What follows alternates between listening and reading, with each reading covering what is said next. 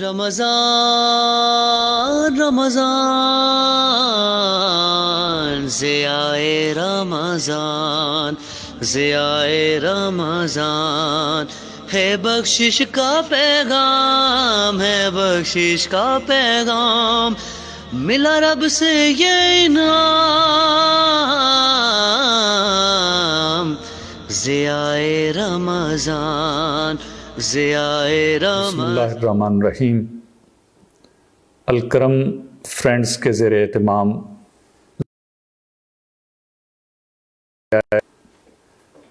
آپ کی خدمت میں ڈاکٹر صاحبزادہ احمد ندیم حاضر ہے۔ میری گفتگو کا عنوان ہے اولیاء کا ہے فیضان پاکستان۔ سامعین مکرم،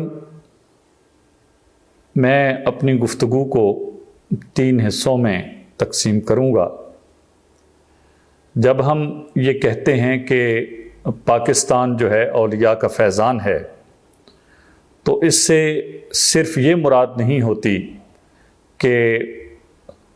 پاکستان کی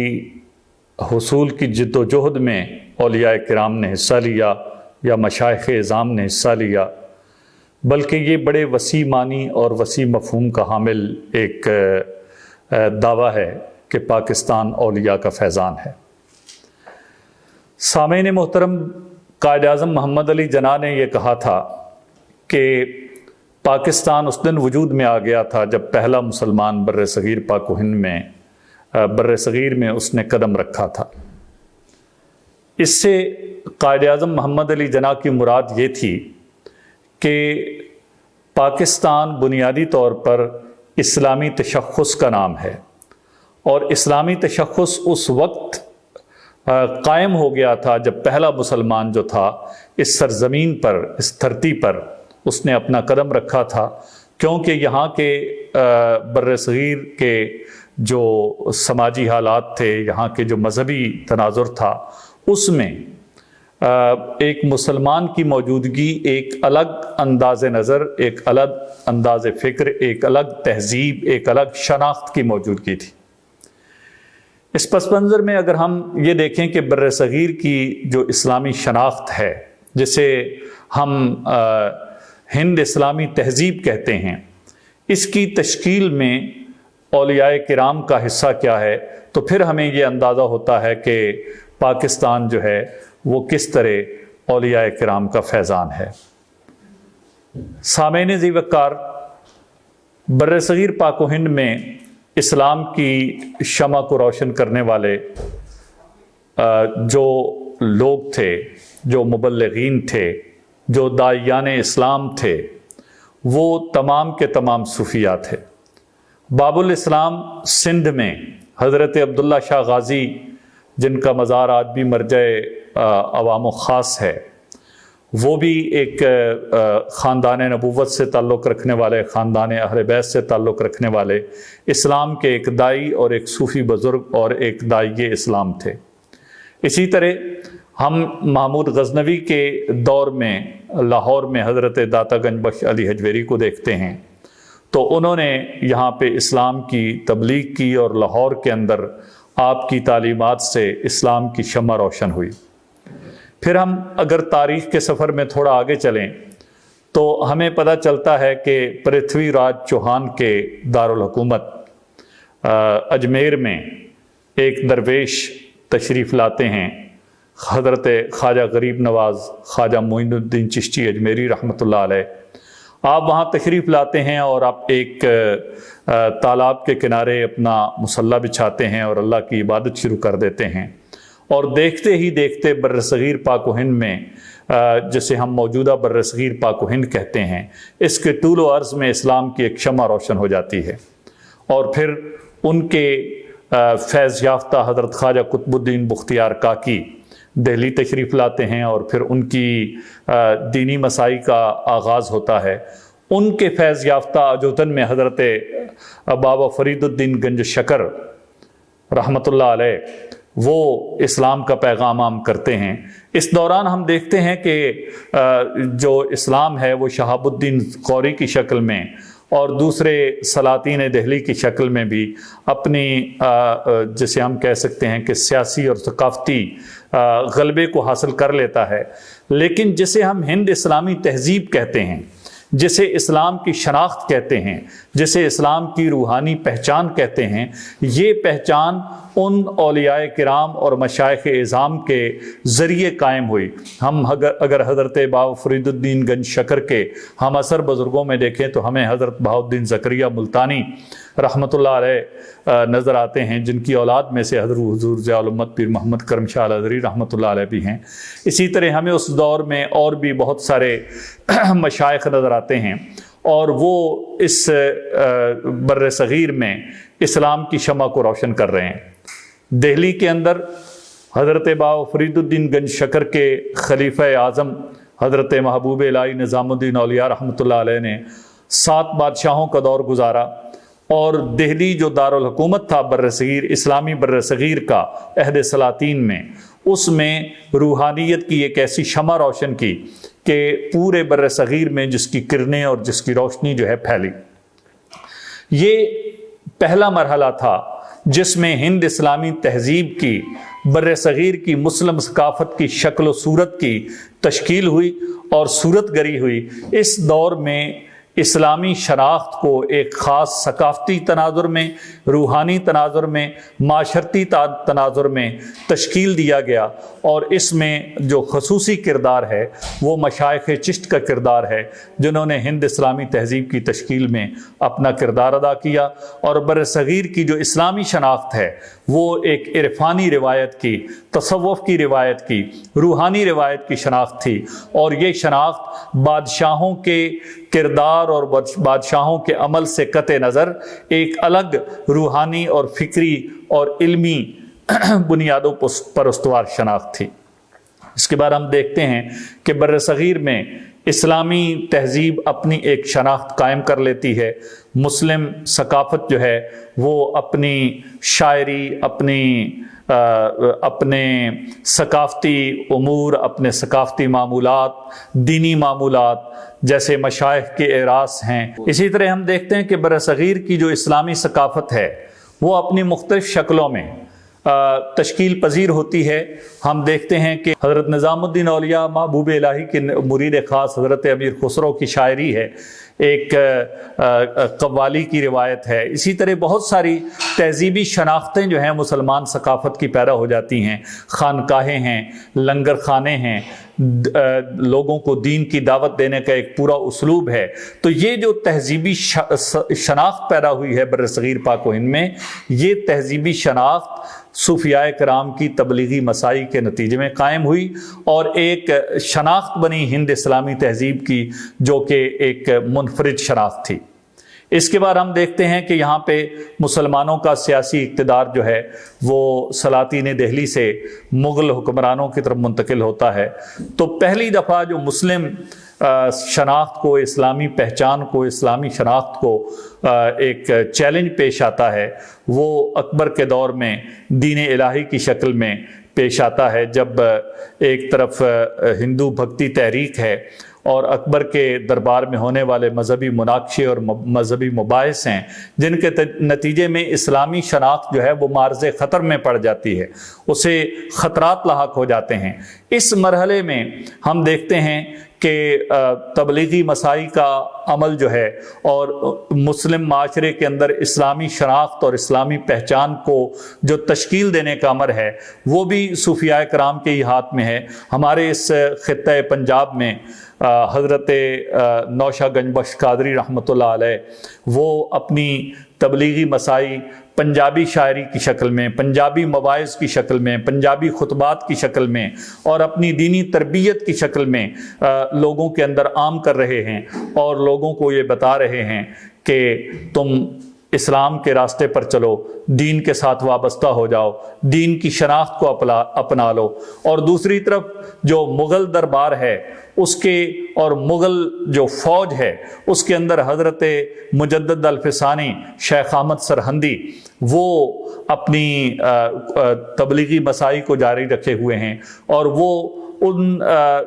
حکومت کے ان اساتین کی تربیت فرما رہے ہیں، انہیں خطوط لکھ رہے ہیں، ان کے ساتھ مکالمہ کر رہے ہیں اور انہیں اسلامی شناخت کی تربیت دے رہے ہیں۔ تو اسی طرح یہ دو بڑے میں نے نام لیے ہیں۔ اس کے علاوہ ان بزرگوں کے جو اساتذہ تھے، ملا عبدالحکیم سیالکوٹی ہیں، اسی زمانے میں حضرت شیخ عبدالحق محدث دہلوی ہیں، یہ سارے وہ لوگ ہیں جو تصوف کی روایت سے متعلق لوگ ہیں۔ یہ علم حدیث کو بھی عام کر رہے ہیں، یہ اسلامی شناخت کی بھی تحفظ کر رہے ہیں، یہ مسلمان معاشرے کی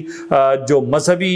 پہچان ہے اس کا بھی تحفظ کر رہے ہیں۔ یہ حضرت مجدد الفسانی تھے جنہوں نے سب سے پہلے ہندو مسلم امتیاز پر خصوصی طور پر کام کیا اور اس کو ایک فرقانی روایت کے شکل میں پروان چڑھایا، اور اکبر کے دربار میں اور جہانگیر کے دربار میں انہوں نے اپنے اسلام کی انفرادیت پر زور دیا۔ جس طرح اسلام کا تصور توحید تھا جو مسلمان معاشرے کے اندر ایک وحدت پیدا کر رہا تھا، اسی طرح حضرت مجدد الفسانی نے تصور رسالت کی اس فرقانی جہت پہ زور دیا اور کہا کہ مسلمان ہندو مت سے بالکل الگ شناخت رکھتے ہیں۔ یہ بر صغیر وہ جگہ تھی یہاں پہ بدھ آئے تو مقامی ہندو ثقافت کے اندر ضم ہو کر رہ گئے، یہاں پہ جین مت آیا وہ مقامی ثقافت کے اندر ضم ہو کے رہ گیا۔ بر صغیر کے ہندو تہذیبی جو ساخت تھی اس کی یہ خاصیت تھی کہ جو یہاں آتا تھا وہ ان کے اندر ضم ہو کے رہ جاتا تھا۔ یہ مسلمان صوفیات ہیں جنہوں نے پہلے اسلامی ثقافت کی ایک الگ پہچان پیدا کی، پھر جب اس شناخت کو اور اس ثقافت کو دارا شکوہ کی مرج البحرین سے اور ہندو بھکتی تحریک سے، اکبر کے دین الہی سے خطرات لاحق ہوئے، تو یہ صوفیاء ہی تھے، یہ مشائخ ہی تھے جنہوں نے اس اسلامی شناخت کا تحفظ کیا۔ تو یہ بر صغیر میں اسلامی شناخت کے تحفظ کا دوسرا مرحلہ تھا، اور یہ مرحلہ حضرت مجدد الفسانی سے جس کا آغاز ہوا، یہ حضرت شاہ ولی اللہ محدث دہلوی، شاہ عبدالعزیز محدث دہلوی تک ہوتے ہوئے حضرت خواجہ فخر الدین دہلوی اور حضرت خواجہ مہاروی تک ہوتا ہوا، یہ اسلامی شناخت کے تحفظ کا یہ دوسرا مرحلہ تھا۔ پہلے مرحلے میں اسلامی ثقافت کی صورت گری ہوئی، دوسرے مرحلے میں اسلامی ثقافت کو لاحق جو خطرات تھے ان کی پیش بینی کرتے ہوئے ان کے تحفظ کے لیے صوفیاء کرام نے مساعی کی اور ہندو مسلم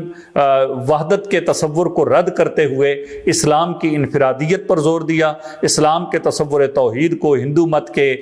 تصورات سے الگ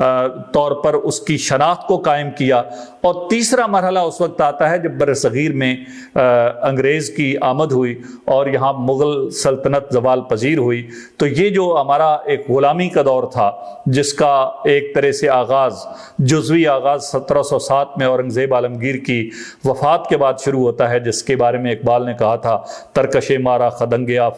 آخری، یہ ہمارے ترکش مارا خدنگ آخری، یہ ہمارے ترکش کا آخری تیر تھا۔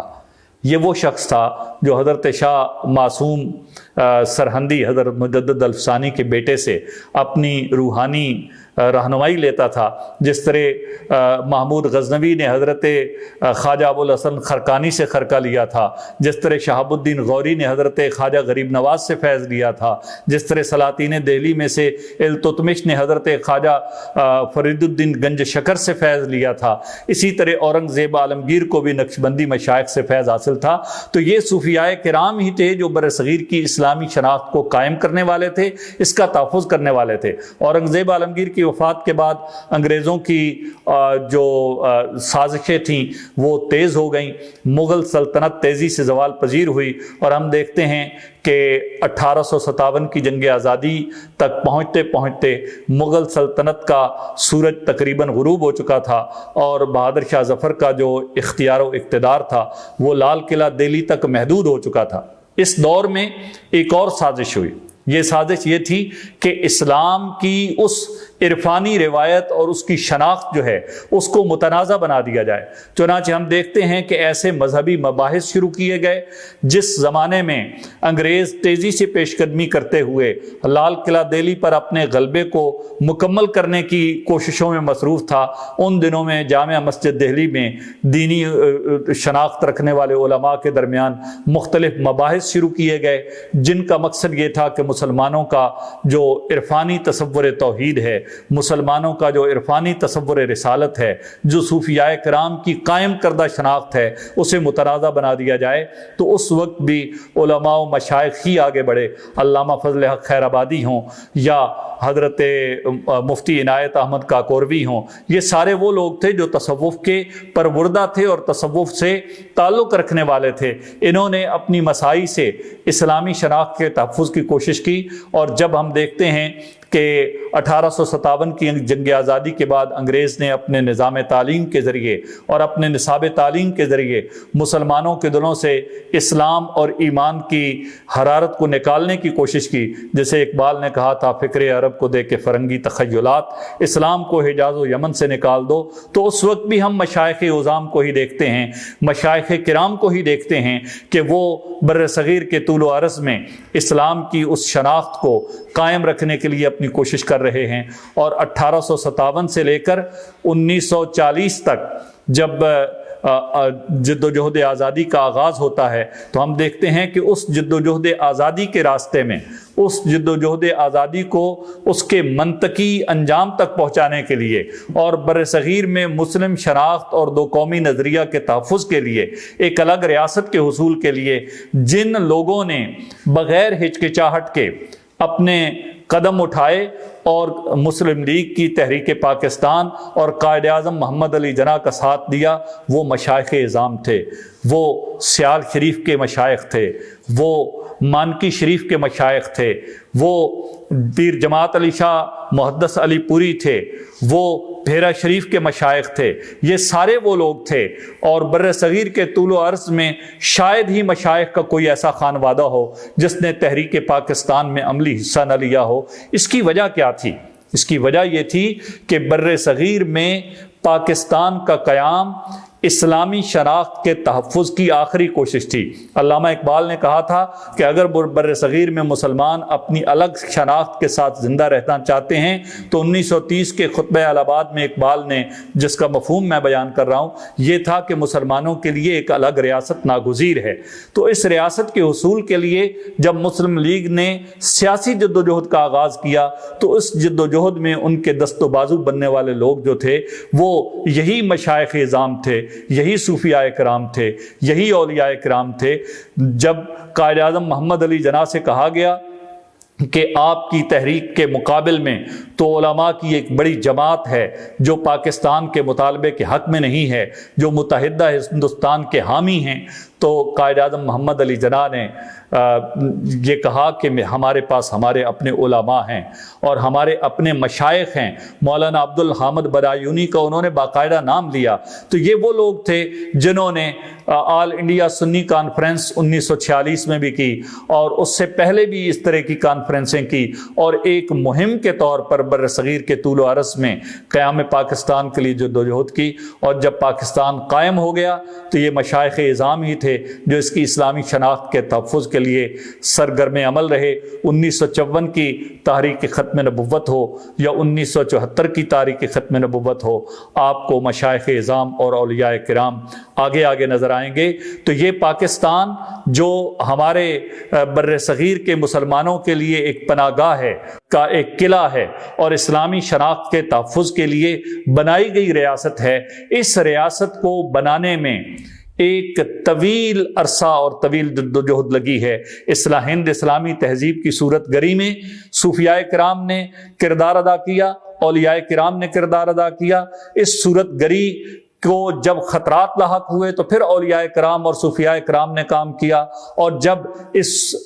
کے تحفظ کے لیے ایک الگ ریاست کے قیام کی ضرورت پڑی تو اس وقت بھی پیر جماعت علی شاہ محدث علی پوری نے قائد اعظم کے بارے میں کہا کہ قائد اعظم ولی اللہ ہیں، اس لیے کہ وہ جس مقصد کے لیے جدوجہد کر رہے ہیں وہ مقصد مسلمانوں کی اجتماعی مفاد اور اجتماعی مقاصد سے ہم آہنگ ہے۔ تو مسلمانان بر صغیر کے انفرادی تشخص کے تحفظ کے لیے اولیاء کرام نے یہ مساعی اس لیے کی کہ بر صغیر میں اسلامی شناخت کی ابتدائی تشکیل، اس کا ارتقاء، اس کا نقطہ عروج اور پھر اس کے زوال کے راستے میں رکاوٹ بننا اور اس کے تحفظ کے لیے کوشش کرنا، ان تمام مراحل میں نمایاں کردار ادا کرنے والے لوگ بر صغیر کے اولیاء کرام اور صوفیاء اعظام تھے۔ اس لیے ہم بلا خوف خطر یہ کہہ سکتے ہیں کہ پاکستان اولیاء کرام کا فیضان ہے، اور اولیاء کرام نے جو تصور دین رائج کیا ہے، جو سید کائنات صلی اللہ علیہ وسلم کے لائے ہوئے دین کا جوہر ہے، یعنی اللہ رب العزت سے تعلق توحید اور سید کائنات صلی اللہ علیہ وسلم کی غلامی اور محبت کا تعلق، اس تعلق اور اس محبت اور اس توحید کے تصور پر قائم اس معاشرے کو قائم رکھنے کے لیے اور پاکستان کو محفوظ اور مستحکم بنانے کے لیے ضروری ہے کہ اسلام کے جو بنیادی تصورات ہیں، معیشت کے، معاشرت کے، روحانیت کے اور سیاست کے، وہ اس ملک میں غالب آئیں، اور اولیاء کرام کی فکر کی روشنی میں اس مملکت خداداد کی آئین کی صورت گری کی جائے اور اس کے قوانین کی صورت گری کی جائے اور اس کو ان خطوط پر چلایا جائے جو مقاصد پاکستان کے طور پر پیش نظر تھے، تو تب ہی پاکستان اپنی منزل کو حاصل کر سکے گا۔ آج 70 سال سے زائد عرصہ ہو چکا ہے، لیکن پاکستان اپنی منزل کے حصول سے ابھی دور ہے۔ اس کی وجہ یہ ہے کہ پاکستان بننے کے فوراً بعد مشائخ اعظام کے اس تصور کو پس پشت ڈال کر مختلف تجربات کیے گئے اور وہ تجربات ناکام ہوئے۔ آج تاریخ کے جس دوراہے پر ہم کھڑے ہیں، یہ ضروری ہے کہ ہم اس فکر کا احیاء کریں، اس فکر کو عام کریں جو حضور ضیاء الامت پیر محمد کرم شاہ الازہری اور مشائخ چشت، مشائخ نقشبند، مشائخ سہروردھ اور مشائخ قادریہ نے اس بر صغیر پاک و ہند میں عام کی تھی، اس فیض کو عام کیا جائے اور اس شناخت کی بنیاد پر پاکستان کی تشکیل نو کی جائے۔ میں آخر میں یہ کہنا بھی ضروری سمجھتا ہوں، میری اپنے تمام سننے والوں سے گزارش ہے کہ دارالعلوم محمدیہ غوثیہ کے بارے میں حضور ضیاء الامت نے کہا تھا کہ اگلی صدی اس دارالعلوم کی صدی ہوگی۔ یقیناً پاکستان کے طول و عرض میں اور پوری دنیا میں دارالعلوم محمدیہ غوثیہ کے فیض یافتہ طلبہ، اساتذہ کرام اور علماء کرام دین کی خدمت کر رہے ہیں۔ ہماری یہ ذمہ داری ہے، ہم اس ادارے کو مضبوط سے مضبوط تر بنائیں، ہر طریقے سے مالی عملی تعاون اس ادارے کو فراہم کریں۔ دارالعلوم محمدیہ غوثیہ کی مضبوطی اسلام کی مضبوطی ہے، یہ اسلامی فکر کی مضبوطی ہے، اور یہ پاکستان کی مضبوطی ہے، اور یہ پاکستان کے مقاصد کے حصول کی طرف ایک قدم ہے۔ اس دعا کے ساتھ میں اجازت چاہوں گا، ہمیں بھی یا رسول اللہ شعور بندگی دے دو، دل تاریک کو کچھ اپنے گھر کی روشنی دے دو، سلیقہ مانگنے کا ہم گواروں کو کہاں آقا، بس اتنا مانگتے ہیں بھیک میں اپنی خوشی دے دو، سلوک وقت کے مارے ہوئے ہم کس طرف جائیں، ہمیں بھی اپنے شہر امن کی کوئی گلی دے دو۔ بسم اللہ الرحمن الرحیم۔